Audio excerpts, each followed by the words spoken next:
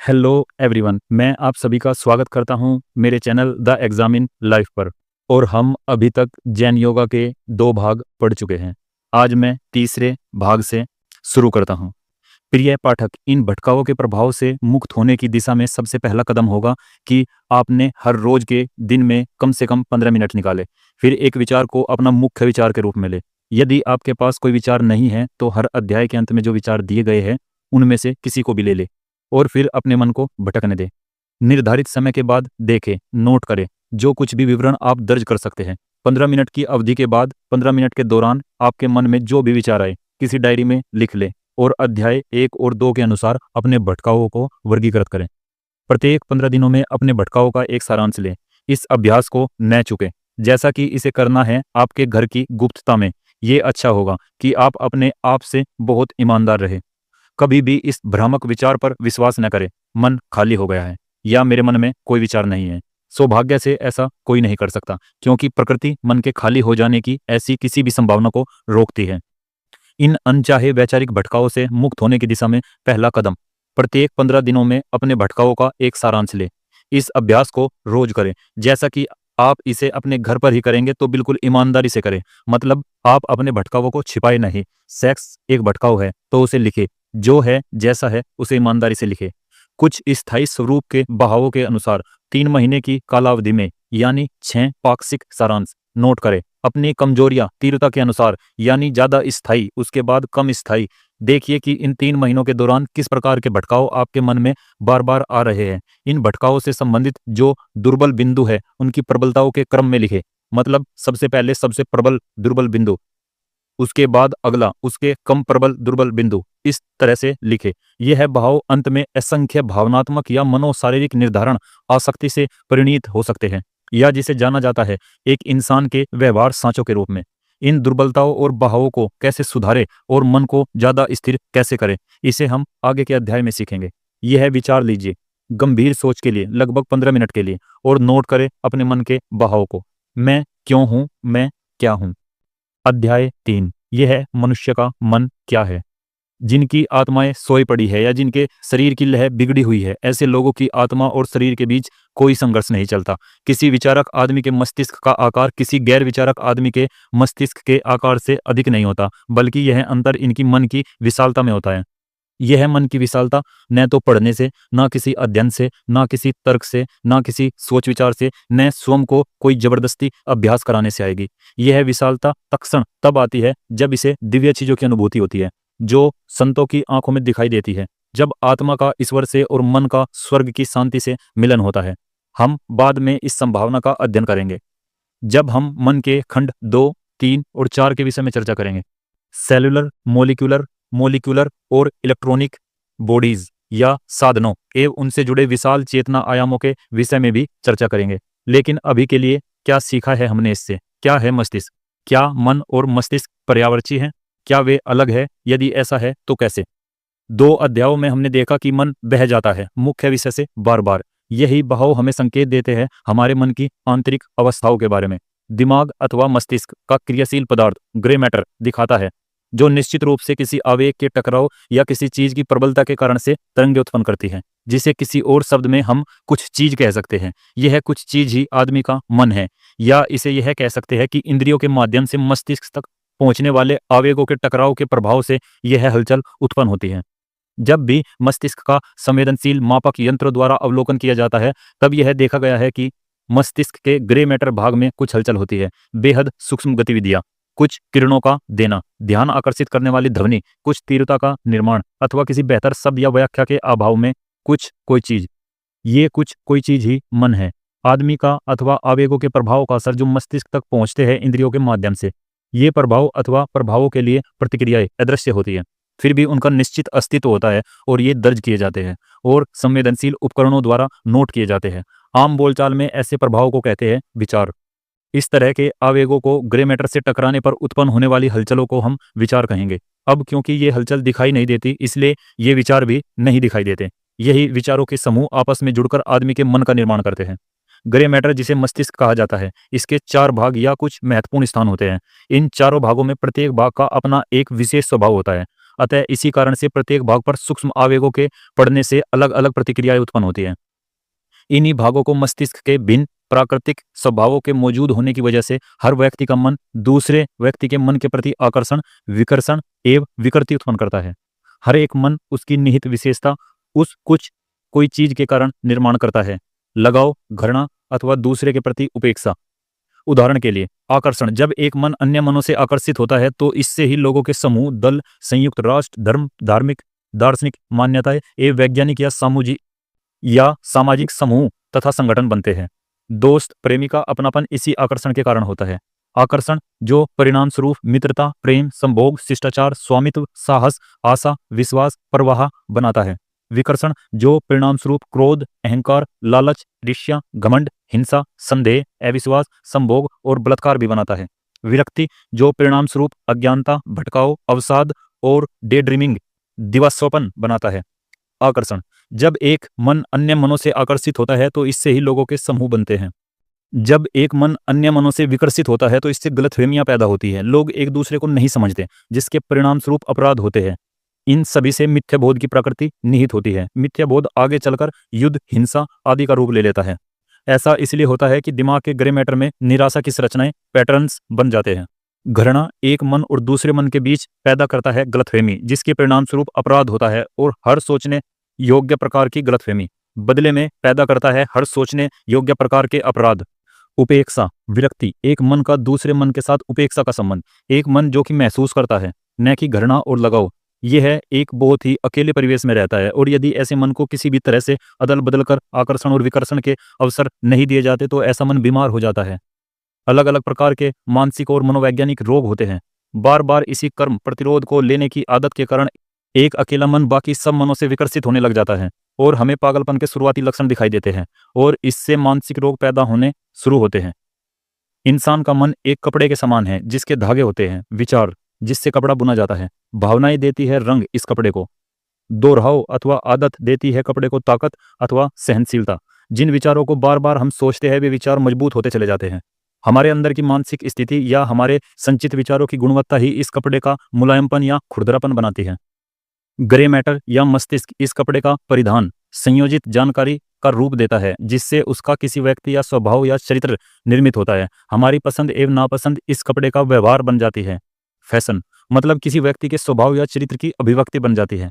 अध्याय 2 में जिन निरंतर दैनिक अभ्यासों को बताया गया है उन उपायों को करने से उचित कदमों के माध्यम से आप इनमें सुधारात्मक विधियों का पालन करेंगे जिन्हें हम बाद में सीखेंगे। निखरना चाहिए हमारी भावनाओं को और उनके साथ हमारे विचारों की गुणवत्ता को भी। उससे हमारी भावनाओं की शुद्धि होगी जिससे हमारे विचारों में गुणवत्ता आएगी, जिससे हमारा मन का खुरदरापन ठीक हो जाएगा। हमारी पसंद व नापसंद बदलेगी, जिसका मतलब है पूर्ण मूल्यांकन दुनिया की चीजों का। मतलब चीजों का एक सही अलग दृष्टि से देखकर उसकी वास्तविकता को फिर से समझेंगे, जिसके परिणाम स्वरूप हमने सक्षम हो गए एक उच्च गुणवत्ता और चरित्र, एक उच्च स्तर के विचार पुराने के मुकाबले। हमने देखा है कि मन अदृश्य होता है, परंतु यदि यह दिखाई देता तो हम इसे देख और समझ पाते। क्योंकि वो अदृश्य है हम उसका अवलोकन नहीं कर सकते और उसे समझ नहीं सकते। यदि हम अपने मन का अवलोकन नहीं कर सकते और इसे समझ नहीं सकते तो यह दूसरों के मनों को देख और समझ पाना बहुत मुश्किल होगा। इसलिए हम अक्सर दूसरों के साथ गलतफहमियां हो जाती हैं। इस ना देख पाने की बाधा को हटाने का एक तरीका है, क्योंकि प्राचीन साधु इस मन को देख और समझ सकते थे। आवेग प्लस मस्तिष्क इक्वल टू रिएक्शंस का संचय। मन मस्तिष्क के ग्रे मैटर में कोडिड आवेगों या प्रवेगों की अभिक्रिया से प्राप्त वो चीज जिसे हम सम्मिलित रूप से मन कहते हैं, इसमें ही वे सभी घटित प्रक्रियाएं संचित होती है। मन प्रक्रियाओं का संचय है। मन प्रतिक्रियाओं का संचय है। सभी प्रतिक्रियाएं ग्रे मैटर की जो आवेगों अथवा प्रभावों से आती है, जिन्हें हम भूलते हैं, एकत्रित होकर मन एक प्रतिक्रिया होती है जो घटती है। मस्तिष्क में विचार कैसे बनते हैं, ये प्रभाव कैसे दर्ज किए जाते हैं, हमारी शारीरिक काया की इंद्रिया ये करती है। ये इंद्रिया वो माध्यम है जो सांकेतिक आवेगों के रूप में प्राप्त प्रभावों को नोट करती है। वे विसंकेतिक विचार अथवा संदेश या आदेश कोडिड आवेगों की अभिक्रिया में जो मस्तिष्क डिकोडेड विचार उत्पादित होते हैं या संदेश और आदेश उत्पादित होते हैं जो मस्तिष्क से भेजे गए हैं या सांकेतिक आवेगों के प्राप्त होने के परिणाम स्वरूप ये इंद्रिया उन्हें भी प्राप्त करती है। यही कोडिड आवेगों का आना और मस्तिष्क के द्वारा डिकोडेड विचारों के रूप में इंद्रियों को भेजना, इस मस्तिष्क को उसे डिकोड विचारों में बदलने की प्रक्रिया है। इस क्रियाविधि को किस तरह से मस्तिष्क और कुछ शारीरिक प्रणालियों के द्वारा क्रियान्वित किया जाता है। हम इस चीज को बाद में अध्ययन करेंगे। कोडिंग और डिकोडिंग का अर्थ। कोडिंग और डिकोडिंग से तात्पर्य है आवेगों का दर्ज करना और आवेगों का अनुवाद का कार्य मन तथा ग्रे मैटर के संयोजन से होता है। इस कोडिंग और डिकोडिंग को मस्तिष्क अथवा मन साथ मिलकर क्रियान्वित करते हैं। विचार पैटर्न्स बनाते हैं। यह विचार कैसे पैटर्न्स बनाते हैं? हर आदमी के पास बहुत अधिक मात्रा में विचार या विचारों के सांचे होते हैं और यह संख्या बहुत ही बड़ी होती है और रोज बढ़ती है। ये सांचे खुद को दोहराते हैं जैसे इंसान अपनी रोजमर्रा की जिंदगी जीता है। ये बचपन से जमा होते हैं। माता पिता, स्कूलों, शिक्षकों, कॉलेजों, दोस्तों, घर व अन्य वातावरण और सामान्य अनुभवों के माध्यम से। महत्वपूर्ण तथ्य यह है कि कोई भी प्रयास नहीं करता जो विश्लेषण करे इन सांचों का, और कोई भी स्वतंत्र सोच नहीं की जाती नियमित रूप से संग्रहित सांचों के हिसाब से चलने के अलावा, जिसमें वे इन विचारों के पैटर्न्स की जांच कर सके और उसकी समीक्षा कर सके कि उन्हें अपने भीतर रखना सही है या नहीं। किसी भी प्रकार का सुधारात्मक तरीका शायद ही कभी विचारा जाता है। मन के बहावों को कभी जांचा भी नहीं जाता और सचमुच अक्सर किसी के ध्यान में भी नहीं आते। कोई भी इससे ऊपर उठकर स्वेच्छा से इन विचारों या भटकावों के प्रति विवेक से नहीं सोचता, क्या यह जानकारी सही भी या नहीं, मैं इस पर करूं कि नहीं। यही विचार पैटर्न्स एक खुश और एक निराश व्यक्ति के बीच का सबसे मूल कारण होते हैं। हम अपने जीवन में सुधार विधियों पर बहुत कम ही विचारते हैं। मन के विचार पैटर्न्स को कभी भी नहीं जांचते और ज्यादातर उन्हें बिना जाने ही चलते रहते हैं। दूसरी ओर अधिकतर लोग अपने इन्हीं जमा विचार पैटर्न्स को टैप रिकॉर्डर की तरह जीवन की हर परिस्थिति में बार बार दोहराते रहते हैं। वो निर्भर करता है उत्तेजना, निषेध अथवा चिड़चिड़ाहट पर जो बाहर की दुनिया से प्राप्त होती है। इंद्रियों के माध्यम से ऐसे व्यक्ति अपने पूरे जीवन में भटकते रहते हैं और अपनी स्थिति को सुधारने का प्रयास नहीं करते। हम तो यहाँ तक बोलेंगे कि वे लोग अपने ऐसे जीवन के प्रति कोई विरोध भी नहीं करते, क्योंकि उन्हें तो शायद अपने विचार पैटर्न्स का भी मालूम नहीं होता। कुछ प्रबल बहाव मजबूर करते हैं किसी व्यक्ति को एक चीज करने के लिए दूसरे के मुकाबले, और वो पूर्णता से वो चीज करता है। लोगों के जीवन में यही होता है कि कुछ प्रबल विचार पैटर्न्स वे दूसरे कम प्रबल विचार पैटर्न्स की तुलना में अधिक भटकते हैं, इतना कि वे उन विषयों में पूरी तरह सकुशलता से भटकने लगते हैं। लेकिन कुछ भी इंसान करे, उसे उसी वक्त ये सवाल पूछना चाहिए, क्या है उद्देश्य जीवन और जन्म का, और क्या मैं उसके करीब जा रहा हूं, भले ही धीमे धीमे। अगर जवाब सच्चा और ईमानदारी से नहीं है तो समझ लेना जिस भी चीज में वो लगा हुआ है वह बहाव है, भले ही वो उससे कितनी भी महत्वपूर्ण लगने वाली वजह हो, जरूरी लगे, अच्छी लगे, मगर वह व्यक्ति अभी भी भटक रहा है। इस विचार को गंभीरता से सोचे, बहावों पर ध्यान दे, उन्हें लिखे। अभी तक मैंने जो भी पढ़ा है वह प्राथमिक है, मुझे और पता है। चैप्टर 4, क्या हम विचार करते हैं और किस तरह से विचार करते हैं? क्या कार्य प्रणाली होती है मस्तिष्क के ग्रे मैटर में जब हम सोचते हैं? हमारी 5 इंद्रियों के माध्यम से कोडिड आवेग मस्तिष्क में प्रवेश करते हैं और ग्रे मैटर के नियुक्त स्थानों पर डिकोड किए जाते हैं। यही वो डिकोडिंग है जिसे सोचना कहते हैं। जिस वक्त ग्रे मैटर के नियुक्त स्थान से आवेग बाहर आता है तब उसे शुद्ध मनस ऊर्जा, प्योर माइंड एनर्जी कहा जाता है। ये बाहर जाने वाली विसंकेतिक आवेग या तो रोक के रखा जा सकता है, यानी दर्ज किया हुआ, बिना बाहरी अभिव्यक्ति के संचयन किया हुआ, अथवा अभिव्यक्त किया जा सकता है शब्दों अथवा कार्यों में। कार्य, कर्म और क्रिया।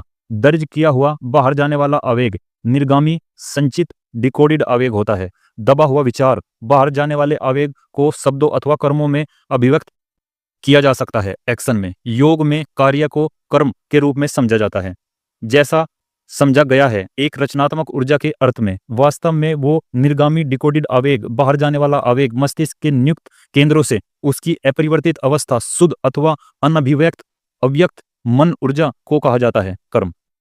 इसका शब्दों या कार्यों की विशेष अभिव्यक्ति के आगे सांस्कृतिक, चरित्र, शिक्षा, परिस्थितियों, परिवेशों, व्यक्तिगत स्वास्थ्य के हिसाब से संशोधित या रूपांतरित किया जाता है। कर्म को एक सृजनात्मक शक्ति के रूप में समझे। सोचना भी कुछ निर्मित करता है। श्वसन और भोजन में हमारी मुक्त इच्छा का विवेकहीन इस्तेमाल जल्द ही परेशानी का कारण होता है। ध्यान आकर्षित करता है, नहीं तो हमें पता है अगर इस पर ध्यान नहीं दिया गया तो आगे कोई स्वास्थ्य संबंधी परेशानी हो सकती है। हालांकि सोचने में ऐसा महसूस किया जाता है कि यह खुद का निरपेक्ष क्षेत्र है जो कि ठहराया गया है, किसी भी प्रकार की अधिकता या दुरुपयोग से मुक्त। पर जबकि सोचने के विषय आता है तो हमें ऐसा लगता है कि कोई भी कितना भी ज्यादा और अनुचित ढंग से सोच सकता है और इसके लिए वह पूरी तरह मुक्त है और इस पर उसका पूर्ण अधिकार है। ये एक चौड़ा विस्तृत क्षेत्र है जहां पर कोई महसूस करता है मैं मास्टर हूं उन सभी का जिसका मैं सर्वेक्षण करता हूं, मेरा अधिकार है, कोई विवाद करने वाला नहीं। लगभग सभी लोगों को यही लगता है कि उनकी सोच पर उनका पूरा नियंत्रण है, वे कुछ भी सोच सकते हैं जिसके आगे कोई भी विवाद नहीं होगा। इस क्षेत्र में ऐसा ही मानकर कुछ लोग अपनी मानसिक तस्वीरें बनाते हैं। कोई गाने या संगीत बना रहा है, कोई दिवास्वप्न देख रहा है, कोई पुलों के आने से पहले ही उन्हें पार कर रहा है, कोई प्रति कर रहा है, कोई अपने अतीत को तो कोई अपने भविष्य की कल्पना कर रहा है।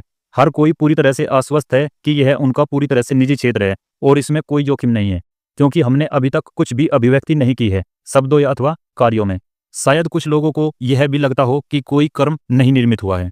कोडिड आवेग सांकेतिक आवेग को मस्तिष्क के द्वारा प्राप्त करने एवं डिकोड कर लेने के फलस्वरूप यह 4 अवस्थाएं उत्पन्न होती है।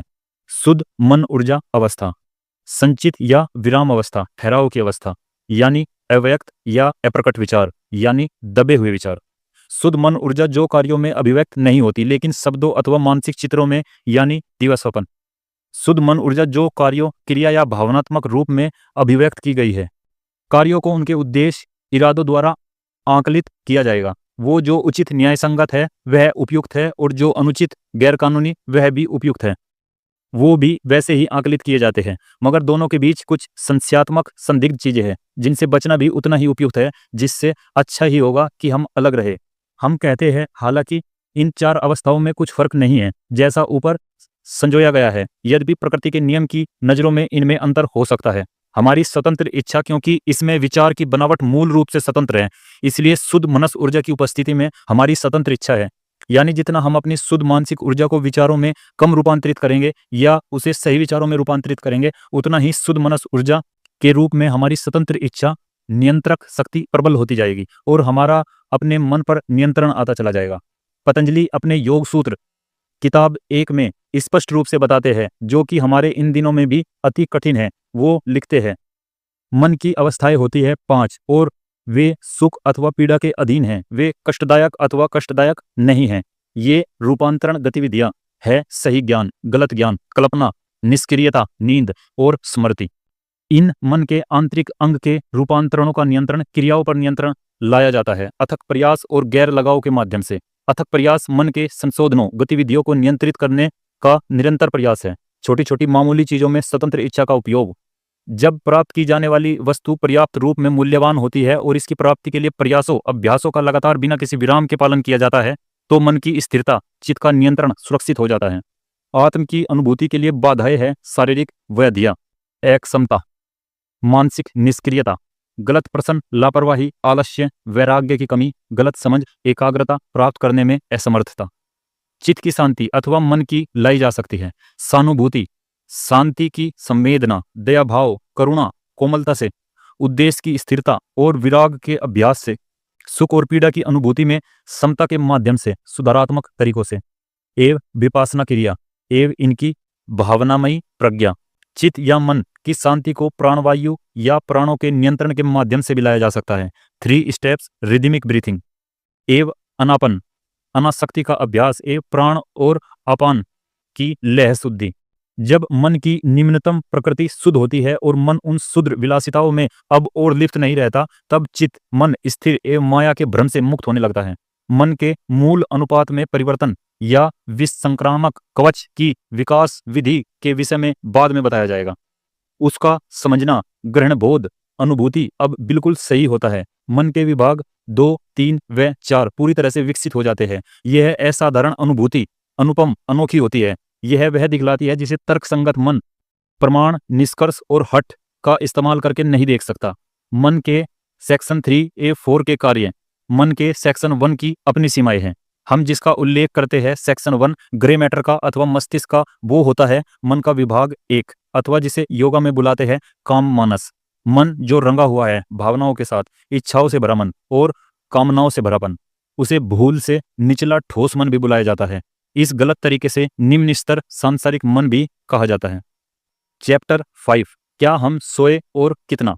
आधे से ज्यादा जो मैं लिखता हूँ वो मतलब विहीन है, फिर भी मैं कहता हूँ वो इसलिए कि बाकी आधा आप तक पहुंच जाए। शुरू करने से पहले चलिए हम मान लेते हैं कि पाठक इस पृथ्वी का सबसे व्यस्त आदमी है। यह कुछ शब्द निश्चित रूप से उसी के लिए लिखे गए हैं। अगर ऐसा इंसान 8 घंटे सोता है तो हम उसे निवेदन करते हैं कि वो 7 घंटे सोए और उसे आश्वस्त करते हैं कि इसमें उसका कोई नुकसान नहीं होगा। यदि वह पहले से 8 घंटे से कम सो रहा है और यदि वह इस प्रकार के गलत सिद्धांतों का समर्थक नहीं है कि 8 घंटों की नींद लेना जरूरी है और नींद की गुणवत्ता नींद की मात्रा की क्षतिपूर्ति नहीं कर सकती, तब हम उससे आगे अपनी नींद में 1 और घंटे को कम करने का आग्रह करते हैं। नींद लेने से सबसे बेहतर घंटे है वह मध्य रात्रि के 12 बजे से 4 बजे तक, लगभग उतने ही अच्छे हैं घंटे रात्रि 11 बजे से सुबह 4 बजे तक, और उतनी ही अधिकतम किसी की जरूरत भी होती है। नींद किसी व्यक्ति की आय के जैसी होती है। यदि परिवार इसे व्यर्थ खर्चता रहे तो दूसरे भोग विलास मौजूद हो तब एक बड़ी आय भी छोटी लगने लगती है और व्यक्ति जल्द ही कर्जे में डूब जाता है। जबकि दूसरी ओर यदि कम आय को भी यदि संयमित तरीके से उपयोग किया जाए तो यह परिवार के लिए बचत बन जाती है। अगर इंसान का उसकी शारीरिक, मानसिक, भावनात्मक और सेक्स ऊर्जाओं में ज्यादा व्यय है कुछ ज्यादतियों अथवा भोगविलास के वजह से, तो सिर्फ 8 घंटे नहीं बल्कि 18 घंटे की नींद भी पर्याप्त नहीं होगी। कुछ नकारात्मक और सकारात्मक विपरीतता धाराएं हर क्षण हमसे होकर गुजर रही है और हमारे चारों ओर मौजूद है, और इसके आधार पर नींद 6 अलग अलग प्रकार की हो सकती है। रात 12 बजे से सुबह 4 बजे तक की नींद बहुत तीव्र, स्फूर्तिदायक और अत्यंत लाभकारी नींद है। रात 11 बजे, 12 बजे और सुबह 4 से 5 बजे तक की गहरी और फायदेमंद नींद है। रात 9 बजे से 11 बजे और सुबह 5 से 7 बजे तक की उदासीन, वह नींद जिसमें ऊर्जा की कोई मात्रा प्राप्त नहीं होती। सुबह 7 बजे से दोपहर 12 बजे तक ऊर्जा देने की बजाय ऊर्जा की थोड़ी बर्बादी। दोपहर 12 बजे से शाम 4 बजे तक नुकसानदायक, तंत्रिका ऊतकों को नुकसान पहुंचाने वाले। शाम 4 बजे से रात को 9 बजे वाली नींद अत्यधिक हानिकारक, बीमारी और रोगों को उत्पन्न करने वाले। इस नींद से पैदा होने वाली कंपन रंग क्षेत्र, तरंगीय वर्ण क्षेत्र, जो धाराएं विद्युत प्रवाह का शरीर के अंदर निर्माण करती हैं। पहली तरह की नींद हल्का नीला रंग, दूसरी तरह की नींद गुलाबी रंग, तीसरी तरह की नींद हरा रंग, चौथी तरह की नींद गहरा पीला रंग, पांचवी तरह की नींद गहरा नारंगी रंग, छठी तरह की नींद गहरा लाल रंग। नींद बनाम आराम। अधिक नींद से हमें जो एकमात्र मानसिक संतुष्टि मिलती है वह है यह विचार कि हम सोए हैं। ये एक प्रकार का आत्मसम्मोहन है जो हमें यह एहसास देता है कि ये सही है और उचित है कि हम 8 घंटे सोए थे। इस तरह से आराम करें, हर तरह से आराम करें। जबकि आराम करना और सोना दो पूरी तरह से अलग चीजें हैं। आराम करना आपको आराम दे सकता है, लेकिन नींद के मामले में जब तक आप एक निश्चित समय और अवधि के दौरान नहीं सोते तब तक सोने से आपको कोई लाभ नहीं होगा। ध्यान किसके लिए है? उसके लिए भी नहीं जो बिल्कुल नहीं खाता, उसके लिए भी नहीं जो बहुत ज्यादा व्यसनी है नींद का, और न ही उसके लिए जो हमेशा जागते रहता है। लेकिन ध्यान उसके लिए है जो अपने खाने व मनोरंजन को नियंत्रित करता है, जो अपने सोने और जागने की क्रिया में संतुलन लाता है। यह अनुशासन उसके सभी दुखों को दूर कर देता है, ये सारी अप्रसन्नता को हटाता है। अगर हम निरीक्षण करें प्रसिद्ध लोगों की जिंदगी का तो हम ज्यादातर पाएंगे कि ऐसे लोग सोते थे मुश्किल से 4 घंटे 24 घंटे में से, और तब भी अधिक आयु होने के बावजूद भी उनकी तीव्र बुद्धि और स्वास्थ्य उत्तम रहता था। हम इन अभ्यासों के लिए अतिरिक्त समय को कैसे उत्पादित करें? कम नींद लेने से एक दूसरा लाभ और भी मिलता है। हमें बिना अपनी बाकी की दिनचर्या को प्रभावित किए बिना अपने जीवन में कुछ सृजनात्मक कार्य करने के लिए कुछ अतिरिक्त बहुमूल्य समय उपलब्ध हो जाता है। तब इन्हीं अतिरिक्त घंटों के दौरान किया हुआ हमारा सृजनात्मक कार्य हमारे विचारों की संरचना को बाकी के दिन के दौरान सृजनात्मक बहाव में रखता है और हमारे विचारों को एक नया पैटर्न में ढालता है। नींद और स्वतंत्र इच्छा। आखिरकार इसका परिणाम दो अलग तरह के व्यक्तियों में स्पष्ट रूप से दिखता है। जो व्यक्ति में सोने में डूबा रहता है वह पूरा दिन दिवसोपन या भटकाव में रहता है, और वहीं दूसरा जो सही गुणवत्ता और मात्रा दिन के निश्चित घंटों की सही अवधि में नींद लेता है और इन उपलब्ध घंटों में सृजनात्मक प्रगति करता है, वह व्यक्ति आखिरकार स्वतंत्र इच्छा के उपहार का सही उपयोग करने में सक्षम हो जाता है। किस तरह से नींद को कम करें? अगर हम निर्णय लेते हैं नींद को कम करने का तो वह 15 दिनों में 10 मिनट की दर से ज्यादा नहीं होनी चाहिए।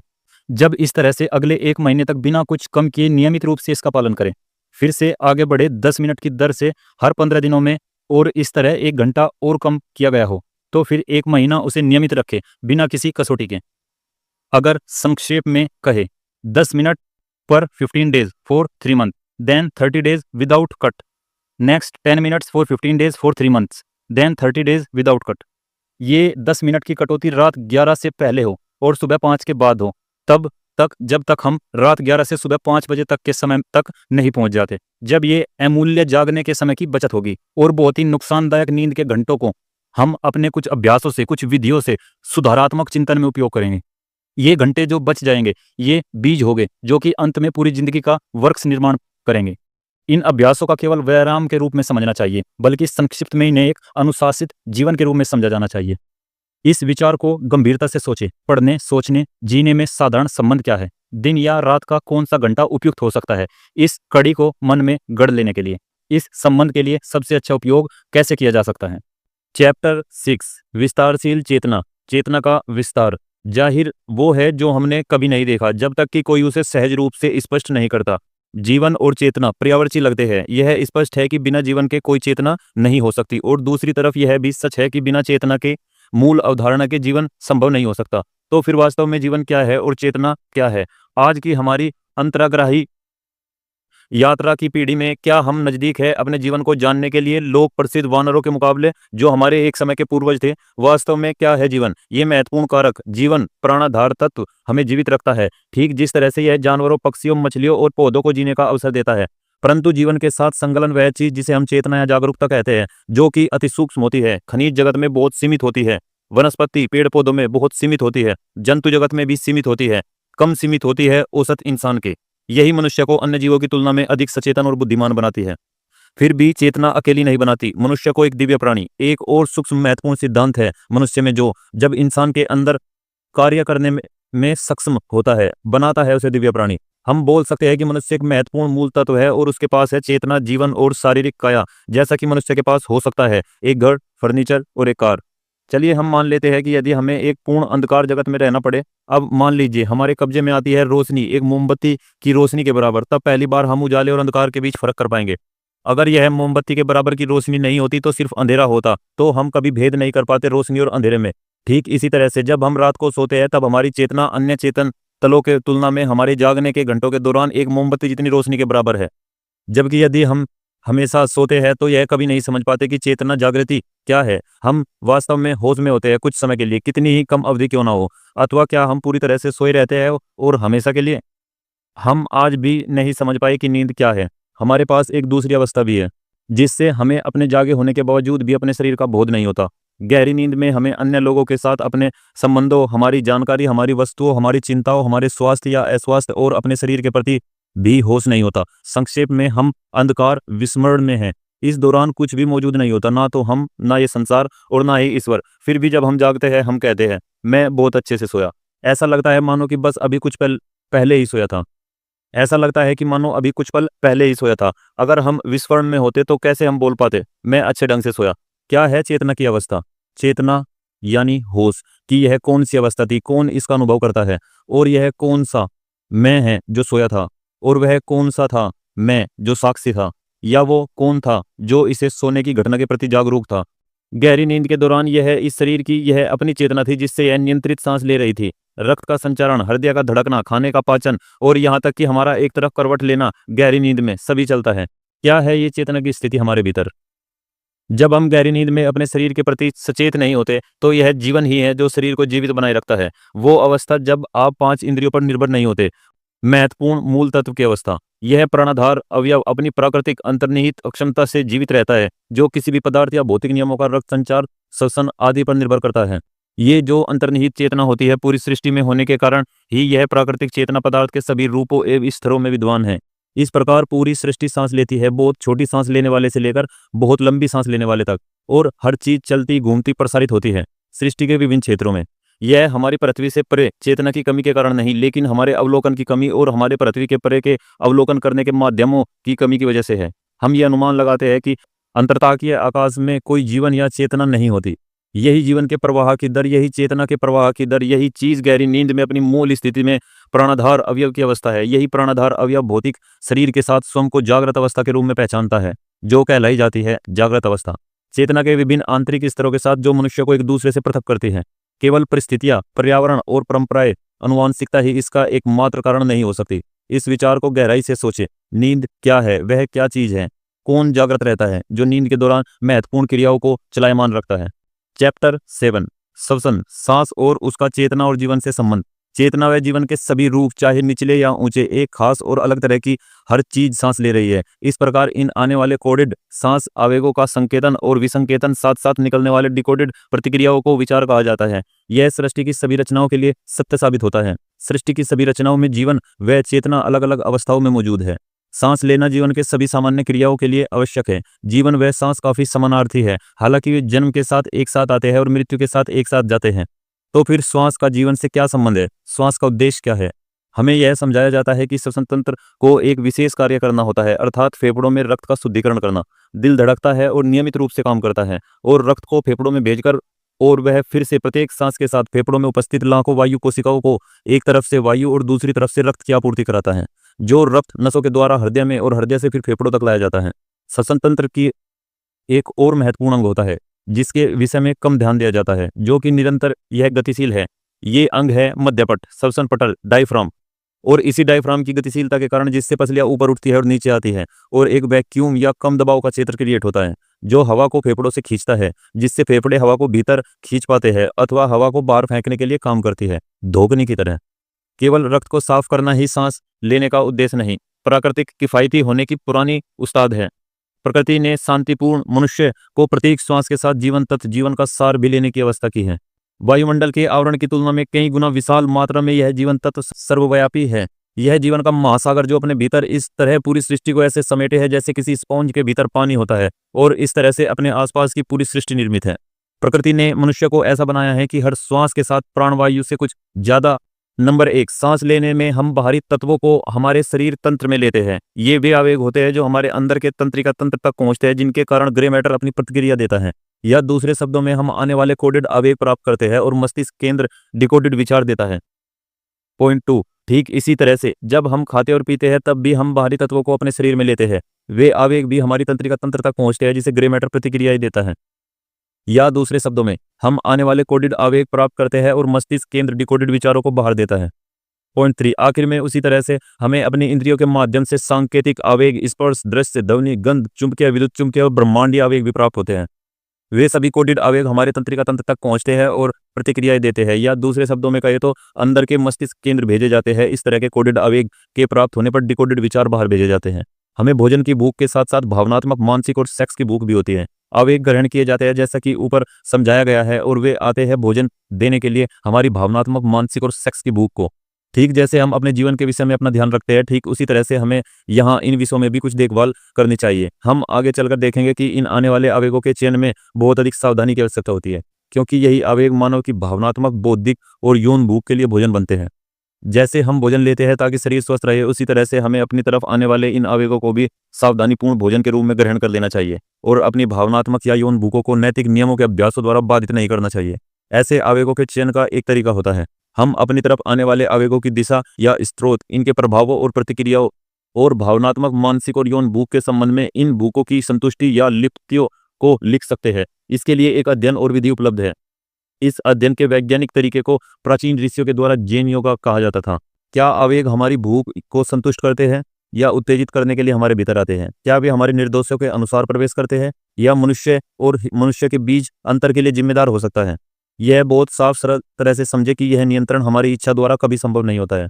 नियंत्रण करने के लिए इच्छा शक्ति का प्रयोग सभी नियंत्रणों को खो देने का पक्का तरीका है। यह नियंत्रण सुधार तरीके और अनुशासनों के चेतन या अचेतन उपयोग से संभव है। जब वे सुधारात्मक तरीके और अनुशासन जब हमारी आदतें बन जाते हैं तो व्यक्ति को उस अनुभव के योग्य बनाती है जिसे प्रयास रहित प्रयास अथवा प्रयास रहित नियंत्रण कहा जाता है। इच्छा शक्ति या व्यक्तिगत इच्छा का इस्तेमाल किसी को भी कोई नियंत्रण कभी नहीं देता, कम से कम मानवीय कमजोरी पर तो। बचपन से ही हम आने वाले भावनात्मक, बौद्धिक और कामुक कोडेड आवेगों को भोजन, जल, नींद और सांस की क्रियाओं के गलत तरीके से डिकोड करने के आदी बन चुके हैं, और जिससे पैदा होने वाले बहुत सारे मानसिक पैटर्न इकट्ठा हो गए हैं। उनकी अति करके गलत तरीके से करना काफी आसान है। हालांकि यह अजीब लगेगा जब इन्हें गलत ढंग से किया जाता है, तो हमें एक खास तरह का शैतानी मजा या विकृत शारीरिक मजा, दुष्टतापूर्ण सुख, हानिकारक सुख और भौतिक विकृत संतुष्टि आती है। ये संवेदना सुख की अथवा संतुष्टि की हमें कृत्य को दोहराने का भाव देती है, और जैसा पहले हमने देखा है कि दोहराए गए व्यवहार को गलत ढंग से किया जाता है और इसकी बार बार से पुनरावृत्ति की जाती है, हम एक गलत आदत को बना लेते हैं। ऐसा क्यों है कि इनमें से प्रत्येक जब गलत तरीके से किए जाते हैं हमें मजा आता है? क्योंकि जब किसी काम को सही तरीके से केवल एक उचित सीमा तक किया जाता है तो उस दौरान आए केंद्र सक्रिय होता है और बहुत ही थोड़ा उत्साह उत्तेजना ई और एस केंद्र को शामिल होता है। उससे जो विसंकेतिक आवेगों से कम को लगता है जब हम कुछ गलत कर रहे होते हैं। हालांकि 99% लोग सिर्फ ई और एम केंद्रों में काम करते हैं अथवा काफी हद तक थोड़ा सा उत्साह अथवा सहभागिता होती है। आई केंद्र की मनुष्य का संपूर्ण जीवन भोग विलासों और सुख से बुद्धि की अपेक्षा भावनात्मक और यौन प्रतिक्रियाओं में अधिक संलग्न होता है। कुछ जो सक्रिय करते हैं आई केंद्र को, कुछ जो सक्रिय करते हैं आई केंद्र को, वे इसकी चरम सीमा को जीते हैं। वो दूसरी अति पर चले जाते हैं, दबाने का भावनात्मक और सेक्स प्रक्रिया है। इसलिए हमारे लिए अपनी आदतों में बदलाव लाना इतना पीड़ादायक होता है, जैसा कि ऊपर बताया गया है कि क्योंकि बुद्धि को ज्यादा कार्यान्वित करना होगा, भावनाओं और सेक्स को कम। सभी शारीरिक सुख संभोग अथवा भावनात्मक प्रतिक्रियाओं के आसपास बुने जाते हैं। इसलिए ऐसा कहा जाता है, गीता में श्री कृष्ण ने कहा है, लेकिन ओ पराक्रमी एक जो समझता है सही तरीके से कार्य के गुणों का संबंध वो संकलन नहीं होता है कर्म में, क्योंकि वो देखता है कि ये खाली क्रिया और प्रतिक्रिया है गुणों की आपस में। आगे यह विचार करना आवश्यक है कि सही क्रिया क्या है और गलत क्रिया क्या है और निष्क्रियता क्या है।